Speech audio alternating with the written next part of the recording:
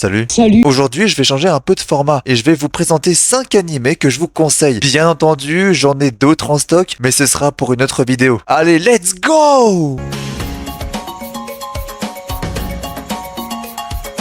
Allons-y, let's go.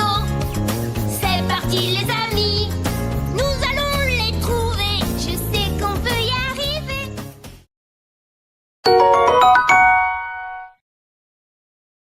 Prochidere est un animé school life romance parlant d'Elisa Kujo, surnommée Alia par certains. D'origine russe et arrivée au Japon l'année dernière. Bon, pour la vidéo, on va l'appeler Alia. Alia est une excellente élève, de très bonnes notes et surtout très motivée à prendre la présidence du conseil des élèves l'année suivante. C'est sur ça que se base l'animé. Elle va être épaulée par son binôme Masachika Kuz. Masachika est un élève, disons, moyen dans les notes, mais sachant très bien s'exprimer. Très bon négociateur et surtout jalousé par toute son école car il est proche d'Alia, qui est très populaire auprès des garçons. Elle va affronter Yuki Kuz, ancienne présidente du conseil au collège et la sœur de Masachika. Attends.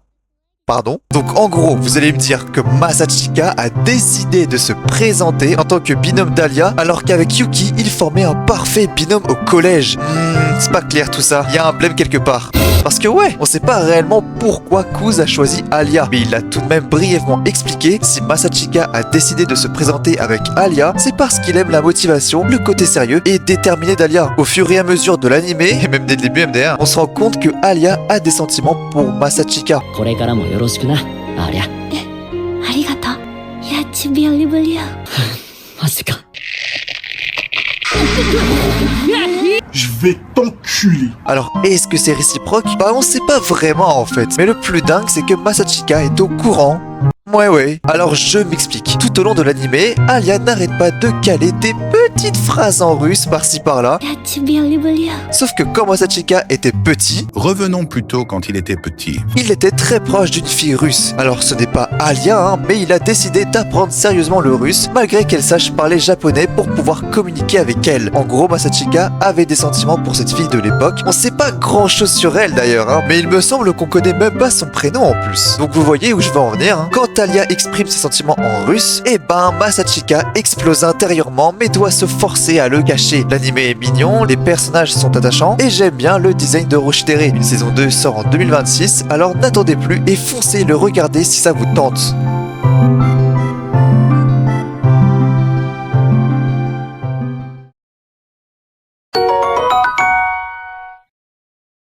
Vous devez regarder ce film, il est incroyable. Sorti en janvier 2026, il est la suite du premier film SAO, Alia of a Starless Night. Ce film en est donc la suite et retrace le duo entre Asuna et Kirito, dont on a pu le voir se former dans l'ancien film. Bien entendu, un troisième film sera, je pense, annoncé dans quelques mois ou quelques années, car la fin de Cherzo of Deep Night ne signe pas la fin de l'aventure de notre duo, mais bien la continuité de leur voyage dans SAO. Alors officiellement, ils ne sont pas encore en couple, mais on sent clairement un rapprochement entre nos deux protagonistes. Pour parler un peu du film, Kirito et Asuna poursuivent leur progression après avoir vaincu le boss du 4e étage. Ils sont en route vers le 5e étage avec l'aide d'Argo, une informatrice bien utile, de grandes guildes, l'ALS, donc Lankrad Liberation Squad, et DKB, Dragon Knight Brigade, sont censés collaborer pour avancer. Sauf que Asuna surprend une conversation sur un plan visant à saboter la coopération entre les deux guildes pour que l'ALS affronte seul le boss du 5e étage, afin d'obtenir un objet puissant. Alors si j'ai bien compris, c'est un drapeau qui créerait une zone de heal pour tous les membres de la guilde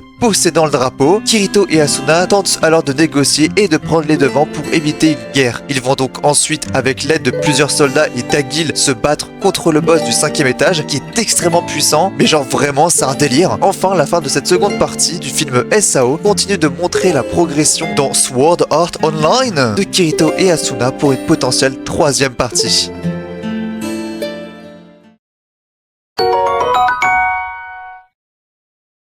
On suit Sora et Shiro, un frère et une sœur surdoués des jeux vidéo, connus en ligne sous le pseudonyme légendaire Blank. Incapables de s'adapter à la société réelle, ils considèrent le monde comme un jeu mal équilibré. Un jour, ils battent aux échecs un mystérieux garçon nommé Tête qui se révèle être le dieu d'un autre monde. Dans cet univers, toute forme de conflit, politique, frontière, même amour est réglée par des jeux, selon 10 règles absolues appelées les 10 engagements. Sora et Shiro sont alors invoqués dans ce monde où la violence est interdite et où tout se décide par des paris et des stratégies.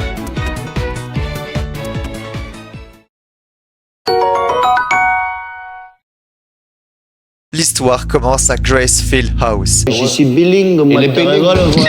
un orphelinat où des enfants vivent heureux sous la protection de leur maman qui se nomme Isabella. Parmi eux, 3 enfants particulièrement brillants, Emma, Norman et Ray. Tout semble parfait jusqu'au jour où Emma et Norman découvrent une vérité terrifiante. L'orphelinat est en réalité une ferme d'élevage. Les enfants sont élevés pour être livrés comme nourriture à des démons. Refusant d'abandonner les autres, Emma décide de sauver tous les enfants. Mais s'échapper est presque impossible. Pourquoi? Parce que la maison est surveillée, Isabella est extrêmement intelligente et le monde extérieur est inconnu et dangereux pour nos protagonistes et même pour tous les enfants en général. Commence alors un jeu psychologique entre les enfants et leur maman, toujours entre parenthèses, où chaque geste peut trahir leur intention. Pour finir, si vous aimez les animés à suspense, alors il est vraiment fait pour vous, car oui, chaque moment de l'animé nous procure un sentiment de méfiance. Alors qu'est-ce qu'on attend? Snoop Doggy Dogg.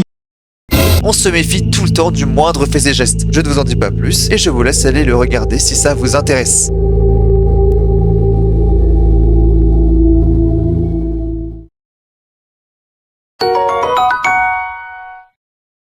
Pour bien finir la vidéo, je vais vous parler de mon animé favori. Oui, Kimi-sen est mon animé préféré. On suit l'histoire d'une guerre entre 2 camps. Tout d'abord, on a le camp des Nebulis, qui possède des pouvoirs magiques d'élémentaires différents pour chaque personne. D'ailleurs, les personnes résidant dans le camp de Nebulis sont appelées des élémentalistes. Ensuite, on a l'Empire, qui sont des soldats. Comme vous vous en doutez, qui dit 2 camps, dit un protagoniste de chaque camp. Le premier vient de l'Empire et se nomme Iska.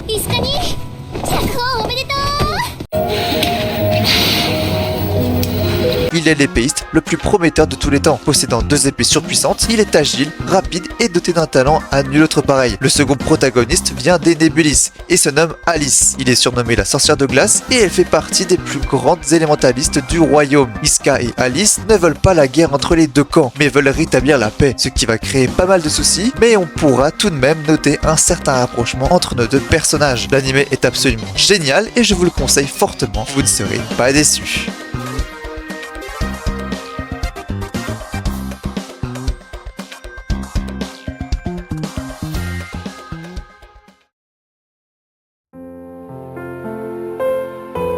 J'espère que ça vous aura plu. À la prochaine pour une autre vidéo. Et d'ici là, je vous dis ciao bisous.